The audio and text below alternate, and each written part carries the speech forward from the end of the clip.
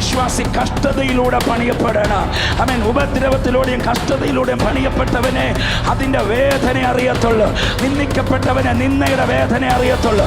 കണ്ണുനീരിലൂടെ പോയവനെ കണ്ണുനീരിന്റെ വേദന അറിയത്തുള്ളൂ. അപമാനിക്കപ്പെട്ടവനെ അപമാനത്തിന്റെ വേദന അറിയത്തുള്ളൂ. ഒറ്റപ്പെട്ടവനെ ഒറ്റപ്പെടുന്ന വേദന അറിയത്തുള്ളൂ. മുറിപ്പെട്ടവനെ മുറിവിന്റെ വേദന അറിയത്തുള്ളൂ. ബാധ്യതയിലൂടെ പോയവർക്ക് ബാധ്യതയുടെ വേദന അറിയത്തുള്ളൂ. ആക്സിഡന്റ് ആയവർക്ക് ആക്സിഡന്റിന്റെ വേദന അറിയത്തുള്ളൂ. രോഗത്തിലൂടെ പോയവർക്ക് രോഗത്തിന്റെ വേദന അറിയത്തുള്ളൂ. ഞാൻ ആത്മാവിൽ പ്രവചിക്കും.